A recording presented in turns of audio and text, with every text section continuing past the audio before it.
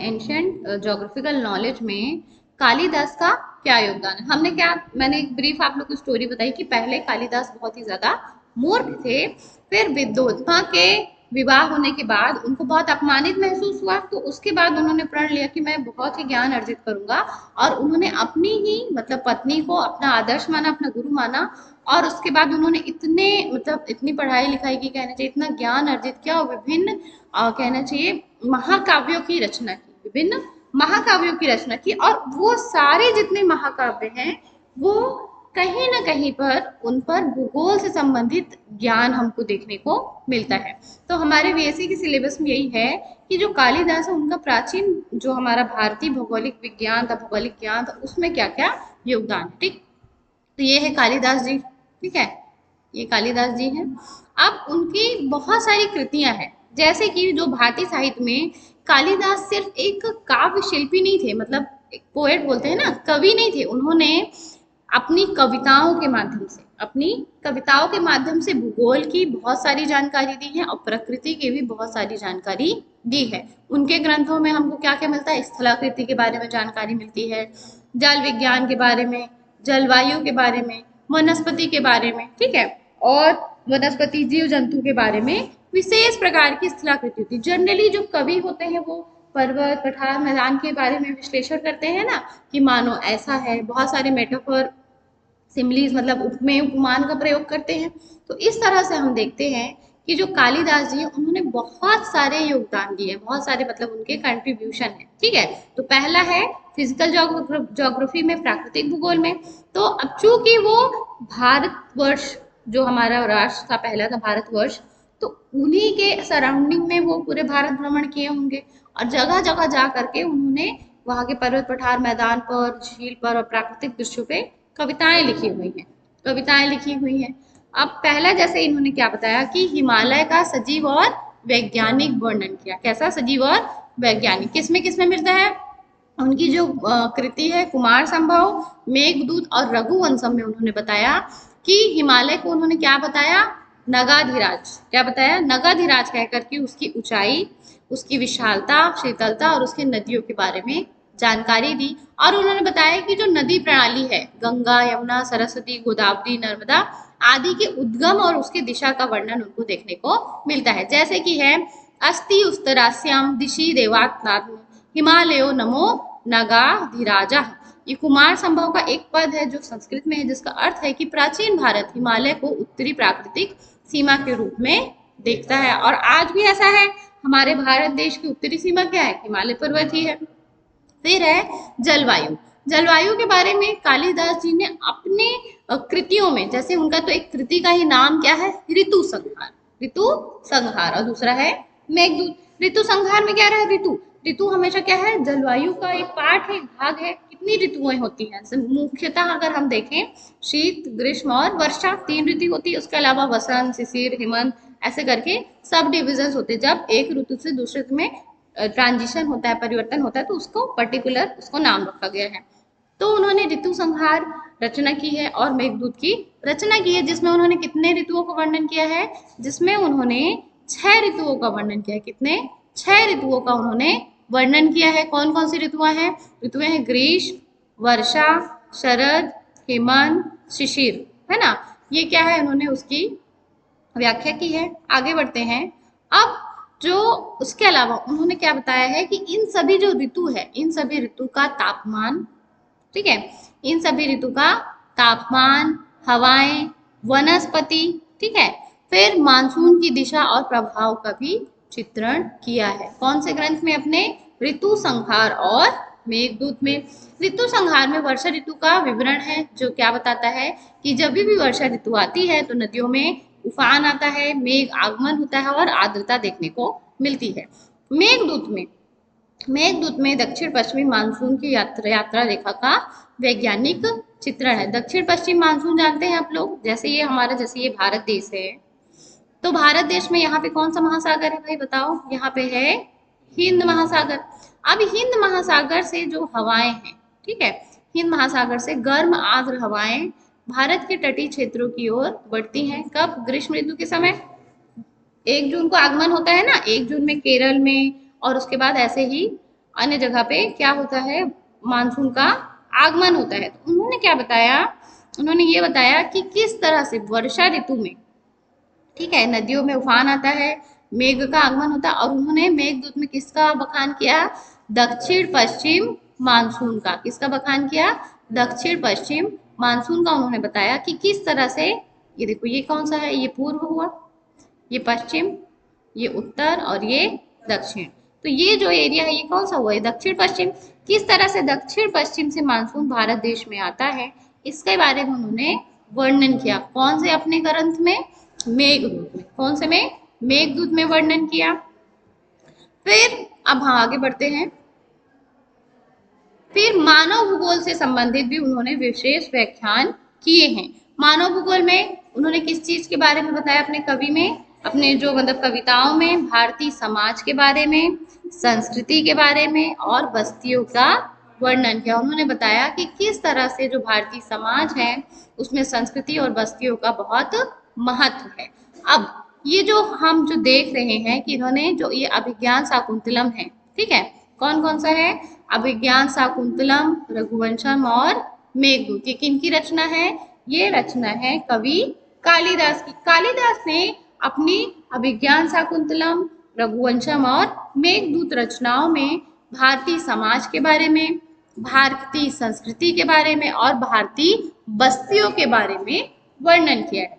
जनसंख्या के प्रकार देख रहे हैं, जनसंख्या के प्रकार, ग्रामीण शहरी जीवन, कृषि, कला, व्यापार और वन्य जीव की निर्भरता बताई है। इसके अलावा उन्होंने बताया है, इसके अलावा उन्होंने बताया है कि खेत, फसल, पशुपालन, नगर विन्यास को लेकर कि प्राचीन भारत की कैसी थी इकोनॉमिक कंडीशन और सोशल कंडीशन, आर्थिक और सामाजिक भूगोल के बारे में उन्होंने बताया। ठीक, तो कालिदास ने सबसे पहले तो ऋतुओं के बारे में बताया, स्थलाकृतियों के बारे में बताया। उसके बाद मानव भूगोल से उन्होंने क्या लिया, मानव भूगोल से उन्होंने भारतीय समाज, संस्कृति और बस्तियों का वर्णन किया। कौन कौन से उन्होंने, उनकी जो रचनाएं हैं, अभिज्ञान शाकुंतलम, रघुवंशम और मेघदूतम में उन्होंने ये सारी जानकारी हमको दी। इसके अलावा आगे है कि उन्होंने रूट्स के बारे में बताया। रूट्स मतलब क्या होता है, मार्ग। रूट्स का मतलब क्या होता है, मार्ग। मार्ग समझते हैं क्या होता है, बताओ भाई। मार्ग क्या होता है, रास्ता। मार्ग क्या होता है, रास्ता। किस जगह से कहाँ हम जा सकते हैं, ठीक है, किस जगह से हम कहाँ जा सकते हैं। जैसे ऐसा रोड रहता है ना, ये मार्ग रहता है। मैं ग्रे कलर से बता रही हूँ, जनरली ग्रे कलर से ही रोड को दिखाते हैं। ये हमारा रास्ता है। अब प्राचीन भारत में तो ऐसा पक्का सड़क नहीं था, ग्रामर का और इस टाइप का जैसे आज हमको देखने को मिलता, परंतु सड़कें तो तभी भी थी। घोड़ा गाड़ी, बैलगाड़ी और विभिन्न कहना चाहिए साधन तो पहले भी थे। तो प्राचीन भारत में उन्होंने क्या बताया कि किस तरह से संपूर्ण भूभाग का उन्होंने वर्णन किया कि कैसे क्या है। पहली तो बात, कैसे क्या है, रास्ते हैं, कैसे रास्ते हैं, कौन सा राज्य है, कौन सा राज्य, कौन सा महाजनपद है, अवंती महाजनपद है, है ना, कहना चाहिए मालवा जनपद जनपद है, चेदी है, कोसल क्षेत्र है, ठीक है। इस तरह से कौन कौन से राज्य है इसके बारे में वो जानकारी देते हैं। और किसमें इनका बखान मिलता है, तो इनका बखान मिलता है रघुवंशम और मेघदूतम में। रघुवंशम और मेघदूतम में हमको जानकारी मिलती है किसके किसके बारे में, पूरे भारत के भूभाग के बारे में, पूरे भारत के भूभाग के बारे में। अब देखो, रघुवंशम में उत्तर से दक्षिण और पूर्व से पश्चिम तक राजाओं का विस्तार का वर्णन मिलता है, जिसमें ये जो सारे दिख रहे हैं ना, ये पूरे क्या है, महाजनपद क्षेत्र है ना। ये सब क्या है, ये महाजनपद क्षेत्र है। कौन कौन सा, अवंती, विदिशा, दक्कन, कौशल, मगध, कांची, उज्जैन, कोसल और काकती क्षेत्र दिख रहा है। ये क्या है, ये है वहाँ उत्तर से दक्षिण और पूर्व से पश्चिम जो विभिन्न क्या है, राज्य है, विभिन्न जो जनपद है, उनका वर्णन हमको देखने को मिलता है। कौन कौन से ग्रंथ में, रघुवंशम और मेघदूतम में। फिर मेघदूतम में उन्होंने उत्तराखंड से रामगिरी, मध्य भारत होते हुए अलकापुरी तक का मार्ग के बारे में उन्होंने जानकारी दी है। कहाँ से, उत्तराखंड के रामगिरी होते हुए अलकापुरी के स्थल मार्ग के अत्यंत क्रमबद्ध रूप में उन्होंने दर्शाया है। किन्होंने, कवि कालिदास ने। फिर वनस्पति और जीव जंतु भूगोल के बारे में भी वो जानकारी देते हैं। जैसे उन्होंने, अब वो भाई देखो यहाँ के माध्यम से उत्तराखंड में गए हैं। उत्तराखंड भारत देश में कहाँ है? ये उत्तर पार्ट में है, जैसे जो ये उत्तर का पार्ट है यहीं पे है ना उत्तराखंड। तो उत्तराखंड में उन्होंने क्या बताया कि मध्य भारत होते हुए अलकापुरी जाने का उन्होंने मार्ग बताया। फिर वनस्पति जो है, वनस्पति जीव जंतु, उसके बारे में भी जानकारी देते हैं, क्योंकि उन्होंने पूरे भारत में बहुत विभिन्न जगहों में क्या किया, भ्रमण किया है, तो वनस्पति और जीव जंतु के बारे में भी उनको जानकारी मिलती है। तो विविध जैव प्रदेशों के बारे में, जैसे कि कालिदास ने विभिन्न विशिष्ट वनस्पतियों का उल्लेख किया। कौन कौन सी वनस्पतियां हैं? साल, बांस, देवदार और कुंजवन, कमल, कदम, अमलतास, अशोक और देवदार। मानसून के पश्चात वनस्पति से वृद्धि के बारे में बताया है।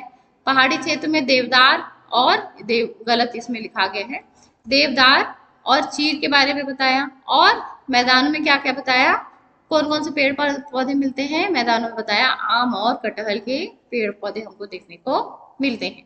फिर जलवायु विज्ञान में उन्होंने नदियों के महत्व के बारे में बताया।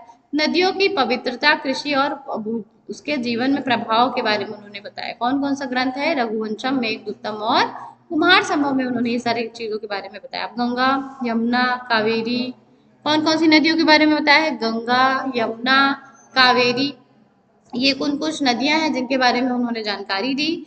उन्होंने क्या क्या बताया? उन्होंने बताया कि इसकी दिशा कहाँ कहाँ है, गंगा की दिशा कैसी है, जलधारा कैसी है, ठीक है, इसका उपयोग कैसे हो रहा है, ठीक है, इसका उपयोग कैसे हो रहा है, सांस्कृतिक अर्थ क्या है। और जैसे कोई नदी है, जैसे कि गंगा नदी है, तो उसका मार्ग कैसा है, उसका मार्ग कैसा है, ये बारे में जानकारी देते हैं। यात्राओं के बारे में होता है कि जैसे गंगा के तीर में या गंगा के किनारे कैसी यात्राएं होती है, ये सभी चीजों की जानकारी कालिदास ने दी है। ठीक, अब ये है हमारा क्या, कालिदास का योगदान। क्या है? कालिदास का योगदान, कि कालिदास ने किस तरह से अपनी रचनाओं के माध्यम से, कौन कौन सी इनकी प्रमुख रचना है, तो इनकी रचना है कुमार संभव, मेघदूतम, रघुवंशम, ऋतु संहार, अभिज्ञान शाकुंतलम, यही कुछ रचनाएं हैं जिन्होंने उन्होंने प्राकृतिक भूगोल के बारे में बताया, जलवायु के बारे में बताया, है ना, जलवायु के बारे में बताया, और उसके बाद उन्होंने मानव भूगोल के बारे में बताया, स्थलीय मार्ग के बारे में बताया, वनस्पति जीव जंतु के बारे में बताया, और जल विज्ञान के बारे में भी वो विभिन्न प्रकार की जानकारी देते हैं, जिसमें उन्होंने क्या बताया, नदियों के बारे में, जैसे कौन सी नदी कौन से कहाँ से उद्गम होती है, कौन सी दिशा में प्रवाहित होती है, उसकी जलधाराएं कैसी है, नदियों का उपयोग क्या है, नदियों का सांस्कृतिक अर्थ क्या है, जैसे गंगा का सांस्कृतिक महत्व बहुत अधिक है ना, और यात्राएं, ये सभी चीजों की जानकारी देखने को मिलती है। अब हम पढ़ेंगे प्राचीन भारतीय भूगोल में कौटिल्य। कौटिल्य नाम सुने हैं? कौन है कौटिल्य? कौटिल्य को ही क्या बोलते हैं? चाणक्य। क्या बोलते हैं? चाणक्य। चाणक्य क्या है? चाणक्य ने ही अर्थशास्त्र की रचना की है ना। चाणक्य ने ही किसकी रचना की? अर्थशास्त्र की रचना की है। अब कौटिल्य जो है चौथी शताब्दी, मतलब फोर्थ, किसमें? चौथी शताब्दी में कौटिल्य जो है कौन थे? भारत के महान अर्थशास्त्री, राजनीतिक और दार्शनिक थे। अर्थशास्त्री मतलब पैसे से संबंधित। पहले के समय में अर्थ का संबंध किससे था? कर से। राजा जहां पे भी शासन करता था, वो वहां पर उत्पादन के आधार पर और विभिन्न किए गए कार्यों के आधार पर वो क्या करता था? कर लगाता था। ठीक है, तो अर्थशास्त्री को कैसा होगा? प्राचीन समय में अर्थशास्त्री उसको कहते थे जो विभिन्न जो इकोनॉमिक एक्टिविटी प्राचीन भारत में वहां के निवासियों के माध्यम से होती थी, उससे संबंधित करों का निरूपण करना, उनमें मतलब उनको इम्पोज करना। उसके अलावा राजनीति से संबंधित कि कहाँ पर, जैसे कहाँ पे आक्रमण करना है, कहाँ नहीं करना है ना, राजनीतिक बारे में किससे राजनीतिक संबंध मधुर रखने हैं, किसी से कटु रखने हैं। और दार्शनिक मतलब जीवन जीने के प्रति। तो जो कौटिल्य उन्होंने ऐसे भी जनरल ज्योग्राफी के अलावा भी मतलब एक ओवरऑल बहुत उनका वास्ट कंट्रीब्यूशन है इन एंशिएंट इंडियन हिस्ट्री में। तो हम जानते हैं कि जो कौटिल्य उनकी जो रचना है अर्थशास्त्र, वो आज के भी डेट में, मतलब आज वर्तमान आस्पेक्ट में, वर्तमान परिप्रेक्ष्य में आज भी राजनीति के लिए और अर्थशास्त्र को समझने के लिए आज भी उनका जो ग्रंथ है, उनका रेलेवेंस है, उसका महत्व है। इन्होंने प्राचीन भारत के भौतिक, आर्थिक, राजनीतिक और पर्यावरण भूगोल के बारे में बहुत अच्छा काम किया है। किन्होंने? किन्होंने जी? कौटिल्य या चाणक्य ने। अब अब हम समझते हैं कि इनकी जो बुक है अर्थशास्त्र, उसी के रेफरेंस में हम देखेंगे कि किस तरह से इन्होंने काम किया हुआ है। तो पहला इन्होंने है भौतिक भूगोल संबंधी इन्होंने ज्ञान के बारे में बताया। इन्होंने जब अपनी अर्थशास्त्र की रचना की तब इन्होंने पर्वतों के बारे में बताया कि पर्वत कैसे क्या हो सकते हैं। पर्वत एक प्राकृतिक रक्षक हो सकते हैं, प्राकृतिक रक्षक हो सकते हैं, जलवायु और जल स्रोत का सीमा निर्धारण कर सकते हैं। जैसे जब ये जो हम भारत देश का ऐसा नक्शा बनाते हैं,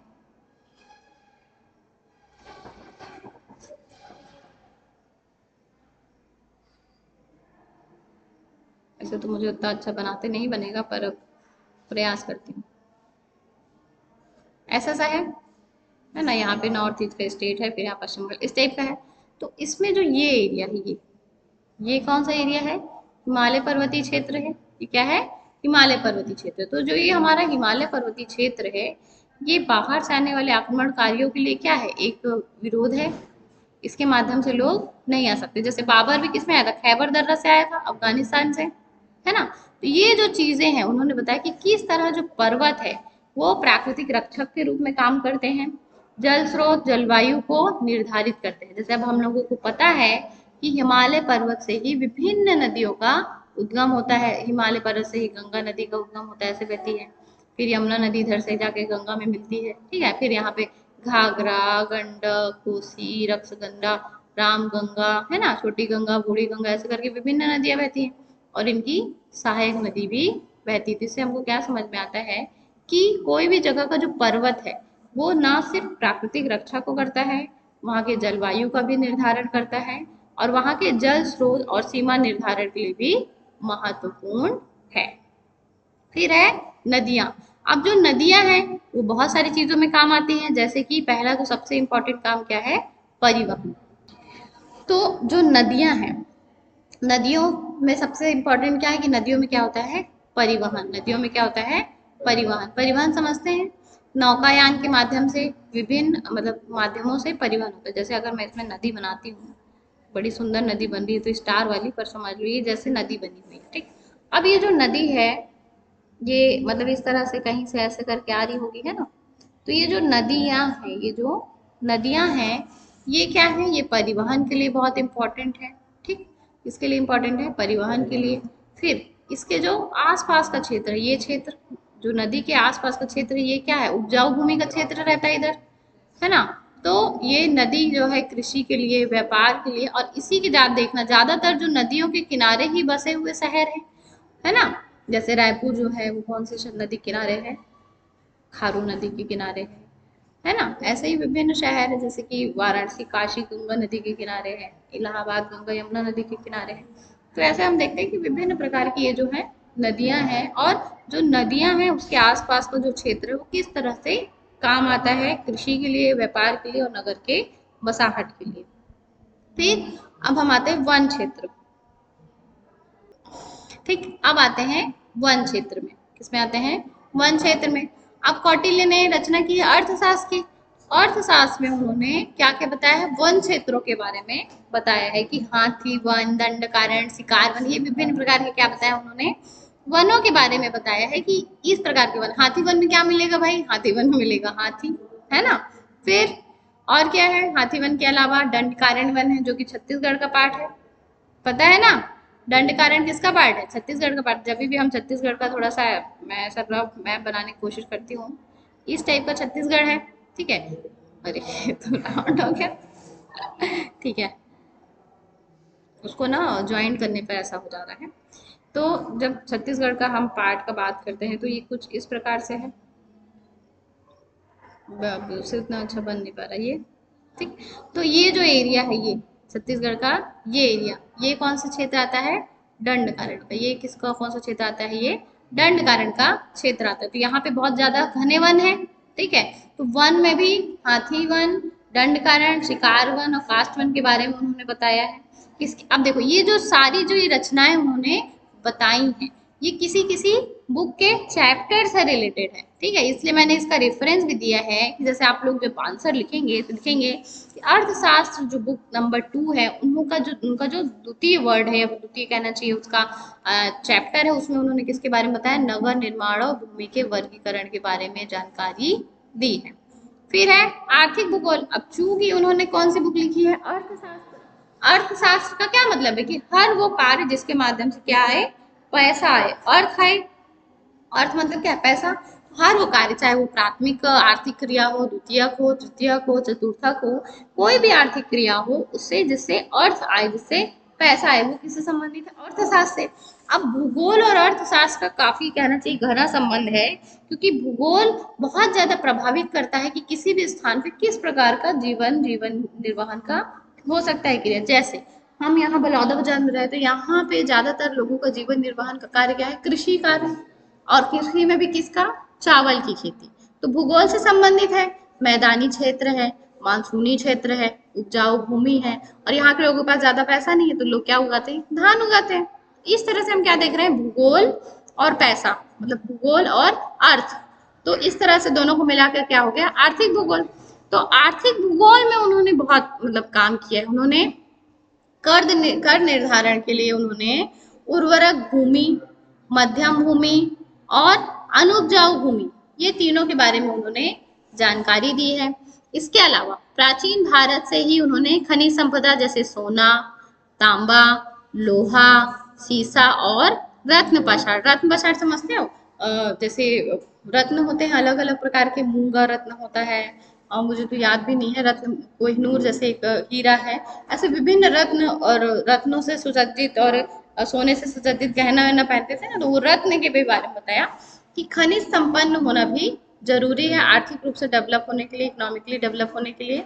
अब इन्होंने अर्थशास्त्र की बुक है जिसपे उन्होंने खनिज धातु और उद्योग के बारे में बताया है। फिर लास्ट में है, लास्ट है कि राजनीतिक और सामरिक भूगोल के बारे में बताया। जो कौटिल्य थे, जो चाणक्य थे, वो एक कहना चाहिए बहुत ही बड़े विद्वान थे, और उन्होंने राजनीतिक और सामरिक भूगोल के बारे में बताया कि किस तरह से हम अपना जो राज्य है उसको क्या कर सकते हैं, बड़ा कर सकते हैं। उन्होंने एक सिद्धांत दिया जिसका नाम क्या है, मंडल सिद्धांत। क्या नाम है, मंडल सिद्धांत, ठीक है। जो कि विश्व के सबसे पुराने भू राजनीतिक, मतलब कैसे हम राजनीति करें, कैसा वर्चस्व बना के रखें, और किस तरह से हम अपना राज्य विस्तार करें, लोगों के सामने अपने आप को एकदम स्ट्रांग दिखाएं, सोवरेनिटी दिखाएं, ये सारी चीजों को ध्यान दिया जाता है। उन्होंने बताया कि पड़ोसी राज्य, मित्र व शत्रु राज्य, सीमा क्षेत्र, पर्वत नदी रेगिस्तान और आक्रमण रक्षा, ये सभी चीज इंपॉर्टेंट रोल प्ले करती हैं किसके लिए, भू राजनीतिक शक्ति को निर्धारित करती है, भू राजनीतिक शक्ति को निर्धारित करती है। फॉर एग्जाम्पल, जैसे अगर हम यहाँ पे बताएं कि ये हमारा कोई सा देश है, ठीक है, ये हमारा कोई देश है, इसके किनारे देश या इसके किनारे जो भी राज्य है, ये यहाँ तो हमारे शत्रु हो सकता है, ये तो हमारा मित्र हो सकता है। फिर सीमा क्षेत्र, जो ये हमारा सीमा है, ये जो पूरा ये हमारा बाउंड्री एरिया है, ये दिख रहा है, इसको रेड से कर, ये बाउंड्री एरिया है, तो इसको हमको सुरक्षित करना पड़ेगा। जैसे जो भारत देश है वो अपनी सभी बाउंड्री एरिया को सुरक्षित करके रखा है ना। अब सीमा क्षेत्र में अगर यहाँ पे कहीं पर्वत है, अगर यहाँ पे कहीं पे पर्वत है तो पर्वत सीमा क्षेत्र बनाएगा, अगर कहीं पे नदी है तो वो सीमा क्षेत्र बनाएगा, अगर कहीं पे रेगिस्तान है तो वो भी सीमा क्षेत्र बनाएगा। तो इस तरह से किसी भी राज्य को सुरक्षित करने के लिए वहां के पड़ोसी राज्य और उसका भौगोलिक स्थिति बहुत इंपॉर्टेंट रोल प्ले करता है, ये उन्होंने बताया है। फिर उन्होंने पर्यावरणीय भूगोल पर भी काम किया है, जिसमें उन्होंने क्या चीज के बारे में बताया है, वन सुरक्षा। पर्यावरणीय भूगोल मतलब ऐसा चीज जो किससे संबंधित है, पर्यावरण से संबंधित है, ऐसा चीज जो पर्यावरण से संबंधित, जैसे कि क्या क्या है, वन सुरक्षा, जल स्रोत संरक्षण, मिट्टी की सुरक्षा, प्राकृतिक संसाधनों का संतुलित उपयोग, वन्य जीवों की रक्षा और जलाशयों का निर्माण। उन्होंने बताया कि ये सारी चीजें भी करना अत्यंत आवश्यक है। फिर नगर भूगोल के बारे में बताया। उन्होंने बताया कि कौटिल्य ने क्या बताया, आदर्श नगर के बारे में बताया। किसके बारे में, आदर्श नगर के बारे में बताया कि वहां पे क्या होना चाहिए, चौकोर शहर होना चाहिए, 4 प्रमुख द्वार होना चाहिए, राजमार्ग होना चाहिए, बाजारों की संरचना, जल पूर्ति और नालियां और उद्योग का निर्धारण होना चाहिए। तो इन्होंने बताया कैसा शहर होना चाहिए, चौकोर शहर होना चाहिए। इन्होंने क्या बताया, कैसा शहर होना चाहिए, चौकोर होना चाहिए। अब ये जो चौकोर शहर है,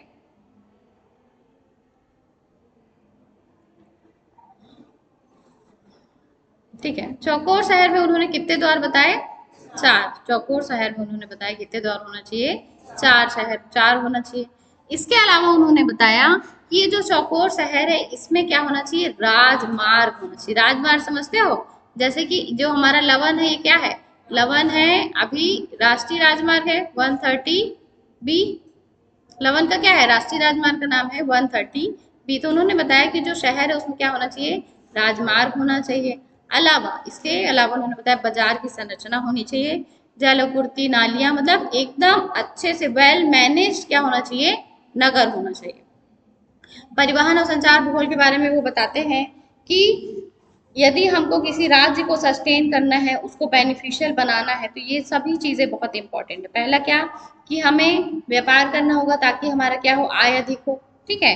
व्यापारिक मार्ग, नदी मार्ग, पर्वतीय दर्रे, ठीक है, ऋतु आधारित यात्रा, सड़कों का प्रकार और सुरक्षा चौकियां, ये सभी चीजें उन्होंने अपने ग्रंथ किसमें? अर्थशास्त्र में बताई है, जो किससे संबंधित है?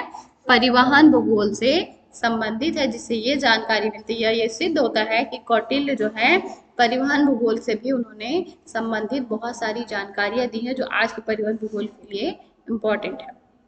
तो ये है कुछ कुछ चीजें, इसको रिकैप कर लेते हैं थोड़ा सा।